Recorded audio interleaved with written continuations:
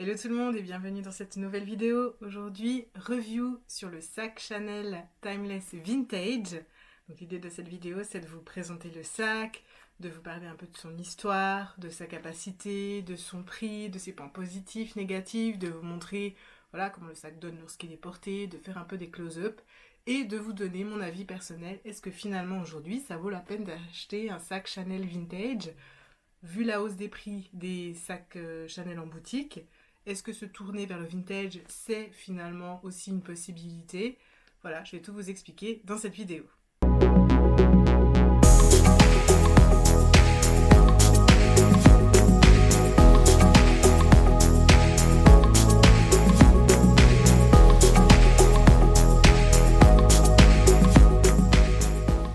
Donc, j'ai acheté ce sac. C'est le sac Timeless, le classique de chez Chanel, en taille médium. Donc il est en cuir lisse et il a le double flap. C'est un sac de la série 1, donc ça veut dire qu'il a été fabriqué autour des années 89-90, donc mon année de naissance. C'est pourquoi du coup, pour moi c'était important d'acheter ce sac dans une année qui correspondait à mon année de naissance. Donc avant de vous montrer le sac un peu plus en détail, sa capacité, etc., juste un tout petit peu d'histoire par rapport à ce sac. Je vais le poser ici à côté de moi et on va entamer sur la partie histoire. Donc pour créer ce sac, Coco Chanel s'est inspirée des sacoches militaires. L'idée c'était elle voulait créer un sac qui laisse les mains libres. Au début, il faut savoir que ce sac n'existait pas. Le sac qu'a créé Coco Chanel, c'était le 2.55. Donc c'est exactement le même sac, mais avec un fermoir complètement différent. Ce qu'elle voulait faire, c'était une bandoulière un peu de type bijou, avec un matelassage. Elle voulait mettre beaucoup de poches à l'intérieur, donc en tout il y a 7 poches à l'intérieur, et les premiers sacs étaient rouges à l'intérieur et noirs à l'extérieur. L'idée du rouge, c'était pour trouver facilement ses affaires. C'est vrai que quand un sac est tout noir à l'intérieur, c'est plus compliqué, donc là l'idée c'était de mettre une couleur pour faciliter la recherche. Donc l'idée c'était d'allier un sac très sophistiqué à un sac très pratique. Ensuite, c'est vrai que le sac, le 2.55, est tombé un peu dans les oubliettes, et lorsque Karl Lagerfeld a repris la direction de chez Chanel, il a voulu reprendre ce sac, et c'est là qu'est né le classique. Donc c'est exactement le même sac, sauf qu'il a un peu changé le fermoir. En 1988, il lance sa propre interprétation, qui est le sac qui est à côté de moi. Donc les premiers sacs datent de 1988. Cette fois, la bandoulière, elle est pas tout en bijoux, contrairement au sac 2.55 où c'était une bandoulière complètement bijoux. Là, elle est en bijoux, mais entrelacée de cuir. Et donc, au fil des années, ce sac est devenu un classique et il a été baptisé le classique ou le timeless en anglais. Un sac, il est considéré vintage lorsqu'il a plus de 20 ans de vie, en fait, depuis sa création. Plus 20 ans, ça devient un sac vintage, donc on est en 2024, donc tous les sacs qui ont été créés en 2004 et avant sont considérés comme des sacs vintage. Alors voilà pour l'histoire du sac. Maintenant, on va passer à ses spécificités. Donc le sac, au niveau des cuirs. Donc c'est vrai qu'au début, on trouvait que le cuir d'agneau lisse, hein, c'est celui que j'ai. Bien évidemment, au fil des années, on trouve ensuite le cuir caviar, le cuir de veau, le cuir de veau vieilli, on trouve des cuirs vernis, des cuirs irisés d'agneau, des cuirs de chèvre et des cuirs de veau effet serre ou des cuirs exotiques. Donc ça, c'est tous les types de cuirs que vous pouvez trouver sur un sac Chanel. Ensuite, il existe aussi d'autres matières que le cuir. Vous pouvez le trouver en tweed, vous pouvez également le trouver en toile, en effet jeans, vous pouvez le trouver en jersey, en satin, en plexi, rigide ou mou, donc en plastique. Ensuite, il y a les tailles. C'était le médium. Ça, c'est la taille vraiment de base. Ensuite, il y a eu le petit, le modèle small, donc le grand, le jumbo. Et ensuite, les mini sont apparus un peu plus tard. Donc, les sacs mini ne sont pas apparus tout de suite. Et il y a eu aussi le carré et le maxi. Quand vous recherchez un vintage vraiment dans les années plutôt 90, vous allez beaucoup tomber sur des sacs médium. C'était la taille la plus représentée. Et quelques small. Vous pouvez aussi en retrouver. Ensuite, plus on avance dans les années, plus en fait les tailles se sont diversifiées. Pour les couleurs, eh bien les couleurs vintage, les premières couleurs de ce sac, c'était le noir, le blanc, le beige et parfois du rouge à certaines collections. Donc ça, c'était les couleurs classiques et bien évidemment, après au fil des années, il y a eu les couleurs saisonnières qui sont apparues. Pour la bijouterie, alors sur ce modèle-là, en fait, la bijouterie est en plaqué or, ce qui n'est plus le cas en fait depuis 2008. Donc à partir de 2008, les bijouteries ne sont plus du tout plaquées or. Donc voilà, ça c'est aussi un point positif finalement des vintage, c'est que vous avez une bijouterie qui ne bouge pas, en fait, qui ne s'enlève pas. Certains sacs, on peut voir que la bijouterie est devenue un peu plus claire, un peu plus blanche. C'est vrai qu'avec les sacs vintage, vous n'avez pas ce souci. Et ensuite, on va parler maintenant de l'évolution de prix de ce sac. Donc ce sac, quand il est sorti, donc en 1990, j'ai la référence 1990, il coûtait 960 €.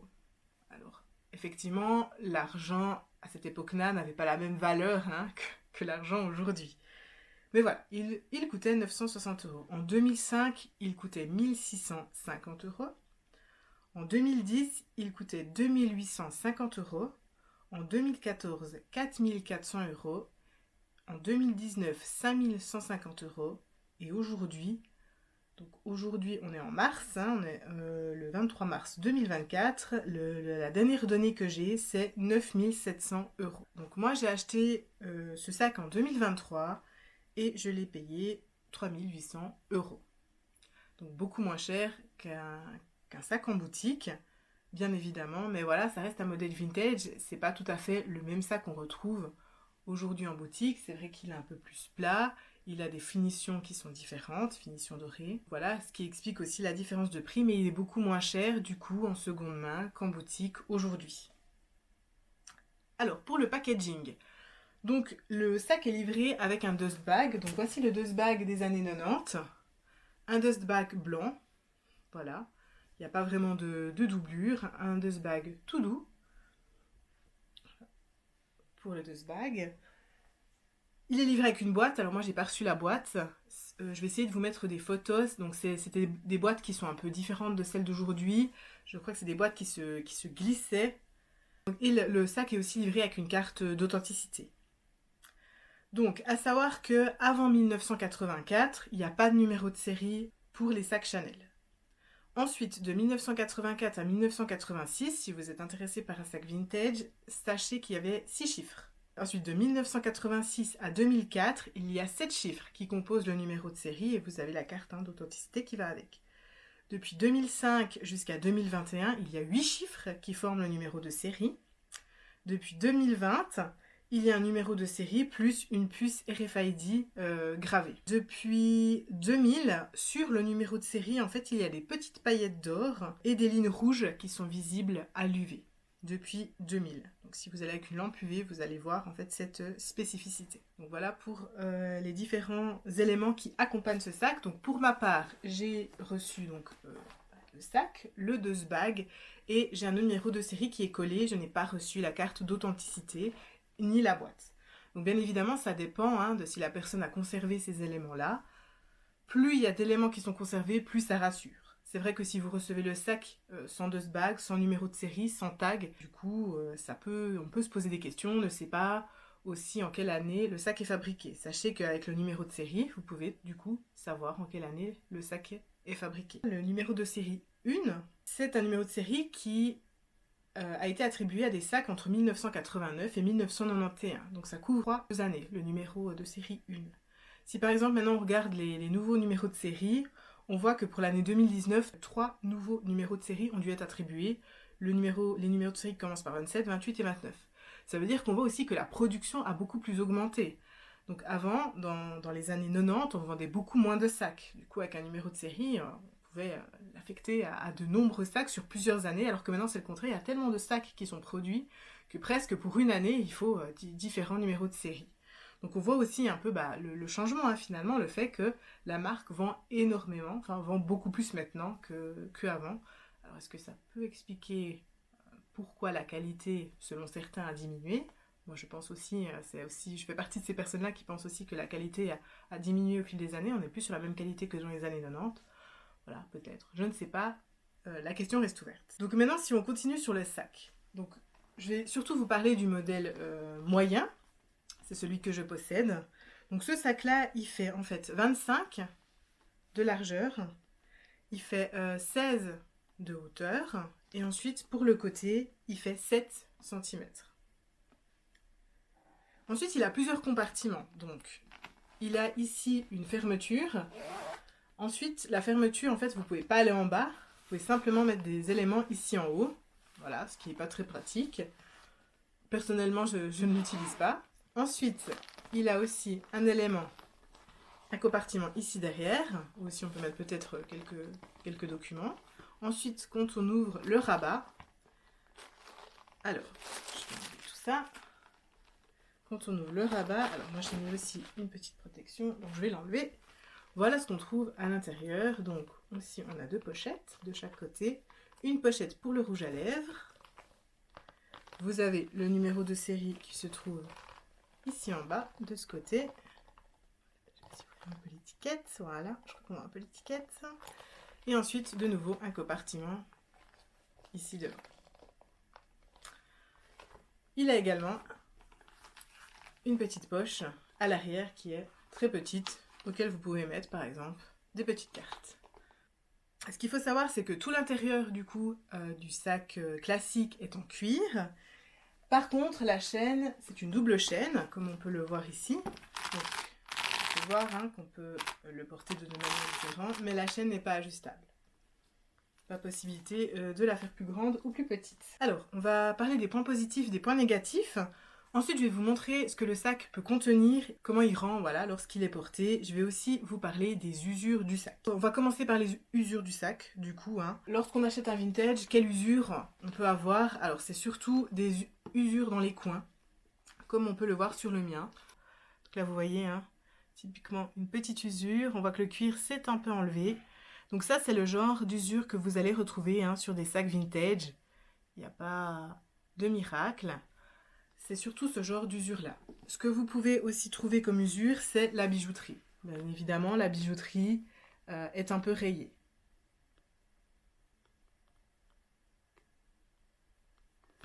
Ça, c'est les principales usures que vous allez avoir sur votre sac vintage en général. Les côtés et la bijouterie. Pour le mien, j'ai pas vraiment d'autres usures, donc on voit que le cuir est un peu plié. Il peut y avoir des marques à l'intérieur, donc comme ici à l'intérieur, on voit les marques finalement de la chaîne, mais c'est à l'intérieur.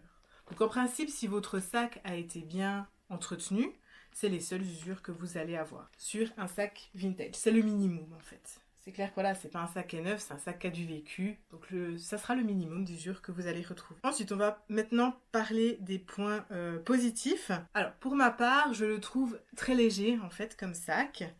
Il n'est pas du tout lourd à porter, malgré qu'il est tout en cuir, que vous mettez des choses à l'intérieur, ça reste agréable à porter. Grâce aux pièces de cuir aussi qu'il y a ici, ça reste agréable à porter à l'épaule. Moi, j'ai pas vraiment eu de marque jusqu'à présent lorsque je le portais. Je trouve que c'est une taille parfaite. Honnêtement, la taille médium, c'est le sac qui va très bien autant la journée qu'autant le soir. Vous pouvez mettre vos essentiels à l'intérieur.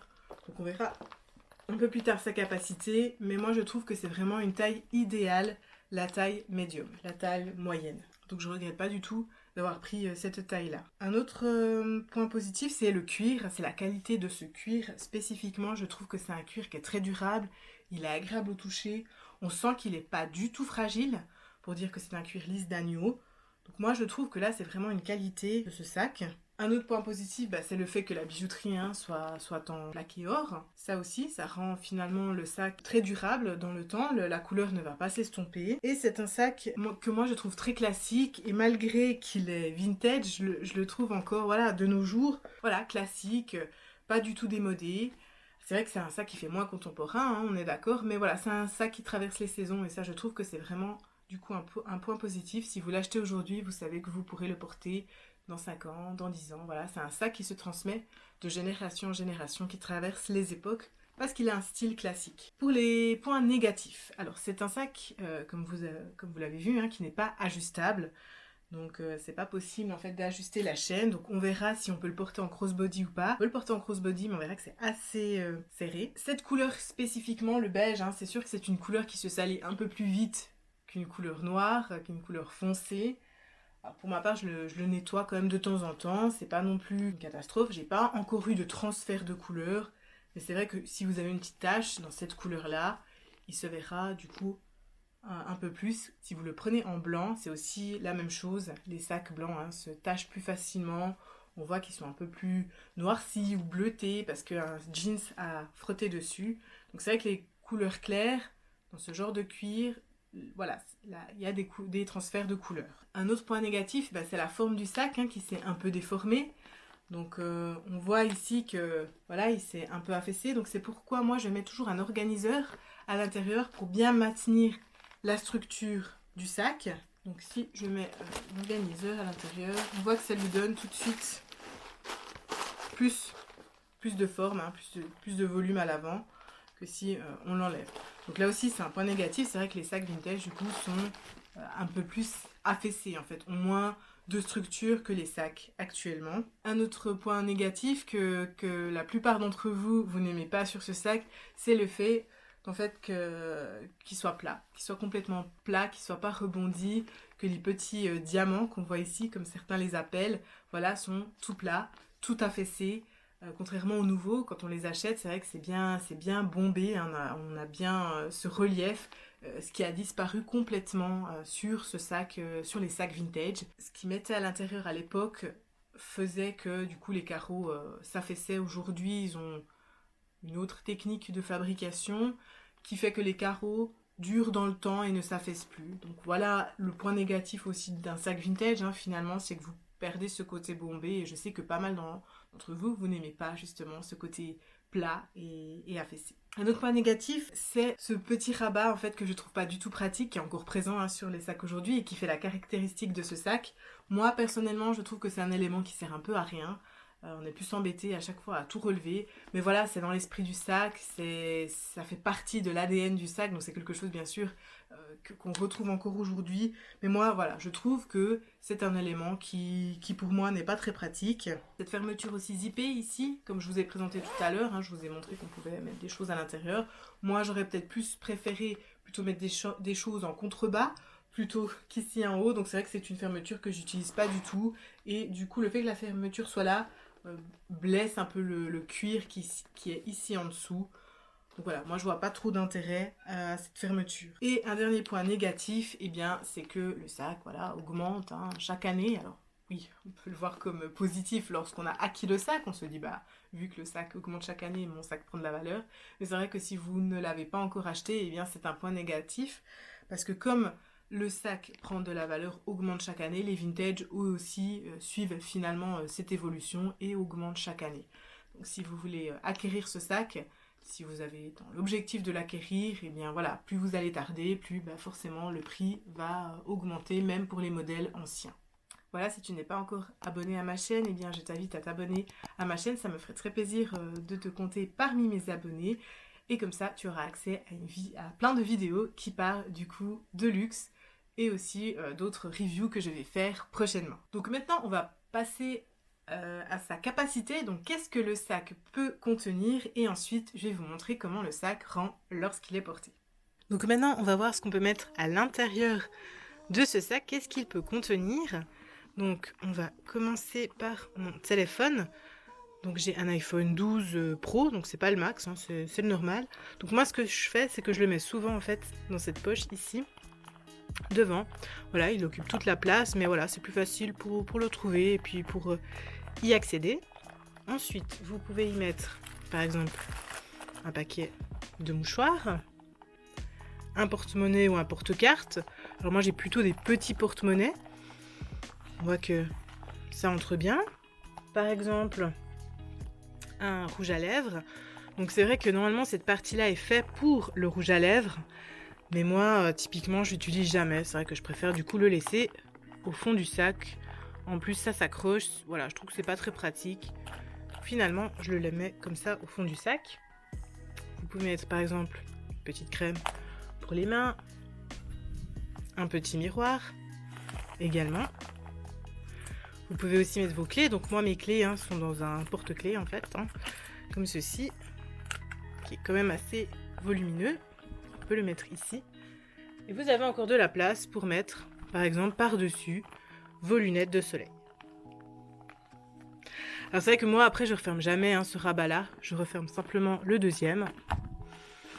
Et voilà. Donc tout est entré. On voit qu'il n'est pas trop surchargé le sac, sans souci dans les côtés. Il est bien bombé, il a bien retrouvé sa forme. Donc voilà pour ce qui peut entrer dans ce sac. Pour le porte-monnaie, c'est vrai que peut-être certains d'entre vous, vous avez des porte-monnaies un peu plus conséquents. Donc là, je vais faire l'exemple avec ce porte-monnaie ici, qui est un porte-monnaie qui est quand même, du coup, voilà, hein, assez grand, hein, qui prend presque toute ma main, hein, pour la comparaison. Donc là aussi, il n'y a aucun souci, hein. Ce genre de porte-monnaie entre très bien, hein, dans ce type de sac. Voilà, c'est peut-être un peu plus serré. On va quand même mettre les lunettes de soleil dessus pour voir, mais je pense qu'il n'y aura aucun problème. Après, c'est vrai que si vous mettez un grand porte-monnaie, ça va peut-être un peu être plus compliqué pour le fermer. Donc là, on voit un peu les lunettes, mais c'est pas très dramatique.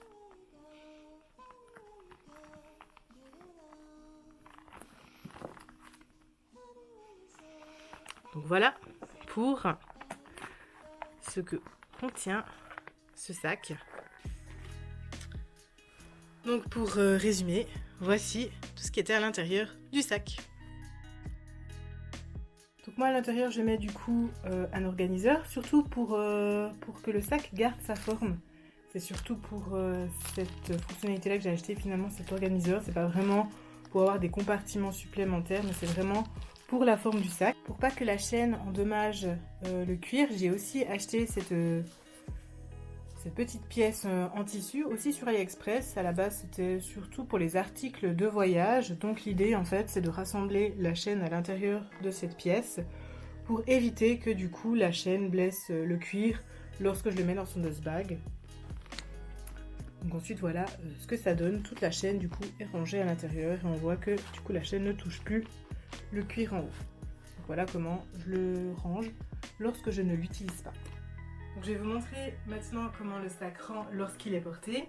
Alors je mesure 1,70 m, je fais une taille 38. Bon alors en ce moment je suis enceinte, donc voilà, hein, c'est un peu faussé on va dire. Mais voilà la taille que je fais normalement. Donc le sac, vous pouvez le porter du coup à l'épaule avec la double chaîne. Et normalement il tombe du coup un peu plus haut, hein, que vos hanches, vraiment sous l'épaule.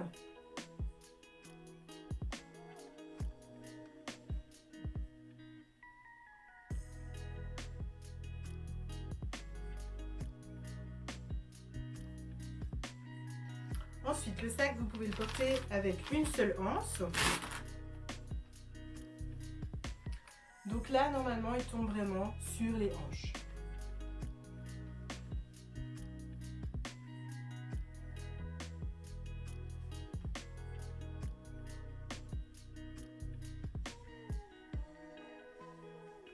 Ensuite, vous pouvez le porter en crossbody.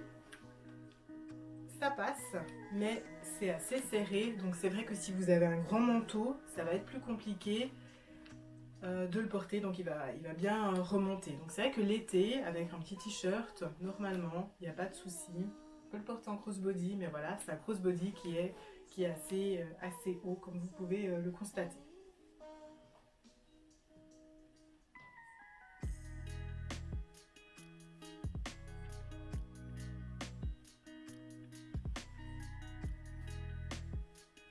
Ensuite, bien évidemment, vous le pouvez porter à la main, ça va aussi. Vous le porter au bras, au poignet. Alors finalement, est-ce qu'il en vaut la peine? Est-ce que moi je vous conseillerais de l'acheter? Alors moi personnellement oui, un sac Chanel vintage, ça vaut la peine. Tout d'abord parce que comparé au sac actuel, la bijouterie est en or. Ça pour moi c'est vraiment quelque chose, enfin c'est dommage qu'ils l'ont enlevé, je trouve que c'est quelque chose qui rendait le sac encore plus noble, encore plus luxueux. Donc là vous allez retrouver ça sur les sacs vintage. Le cuir, je le trouve très très qualitatif, comme je vous l'ai dit. C'est un cuir qui est robuste. Regardez-moi ce sac, il a été créé en 1989. Donc il a 1989-1990, donc il a plus de 30 ans. Et regardez-moi la qualité de ce cuir au devant. On n'a vraiment aucune griffure. Le sac a été vraiment bien entretenu et on voit qu'il traverse les âges sans souci. Donc pour moi, ça, c'est vraiment un point qui est non négligeable. Et c'est quelque chose que vous ne retrouvez plus sur les sacs actuels. Donc beaucoup d'influenceuses et youtubeuses disent bien que la qualité n'est plus au rendez-vous, que le cuir n'est plus le même. Alors quand vous achetez un sac vintage, vous achetez vraiment l'histoire de Chanel, mais aussi quelque chose que je trouve plus qualitatif qu'en boutique. Avec bien sûr ces points négatifs que je vous ai cités tout à l'heure. Ensuite, comme je vous ai dit, on peut trouver ce sac en cuir, en tissu, en tweed. Moi je vous conseille vraiment de partir sur du cuir, car même en fait les vintage aujourd'hui en tissu se vendent à plus de 1000 €. Donc acheter un sac 1000 € qui est en tissu, c'est quand même un investissement et c'est un sac qui demandera aussi beaucoup d'entretien. Mais il sera difficile de l'entretenir s'il y a un petit souci, si vous faites une griffure ou une déchirure. C'est plus difficile d'entretenir un sac en tissu qu'un sac en cuir où il y a des experts qui peuvent facilement le réparer, lui redonner sa brillance. Donc voilà, il y a beaucoup d'artisans aujourd'hui qui sont spécialisés dans du cuir, donc ça va être plus facile aussi pour vous, s'il n'est pas en très bon état, de lui rendre toute sa beauté. Par contre, si c'est un sac qui est en tweed ou en tissu, s'il y a eu une déchirure, ça va être plus compliqué et c'est quand même un montant assez conséquent, je trouve. Donc moi, je vous conseillerais vraiment de partir sur un sac en cuir, vintage, et pas sur un sac en tweed ou en tissu. Même s'ils sont moins chers, je pense que c'est pas un bon investissement de mettre son argent dans un sac en tissu. Voilà, après c'est mon opinion, bien évidemment. Hein. Voilà, ce qui me gêne, c'est l'entretien. Ça veut dire que s'il y a un souci, ça va être très très très compliqué. Voilà pour cette vidéo, j'espère que vous avez été informés sur tous les aspects de ce sac. Si tu as acquis ce sac il y a quelque temps, eh bien n'hésite pas aussi à laisser ton commentaire, à partager ta propre expérience, ça me ferait très plaisir aussi de te lire. Voilà, je vous remercie beaucoup de m'avoir suivi aujourd'hui, on se retrouve tout bientôt pour une nouvelle vidéo luxe. Je vous souhaite une toute belle semaine, à tout bientôt, bye!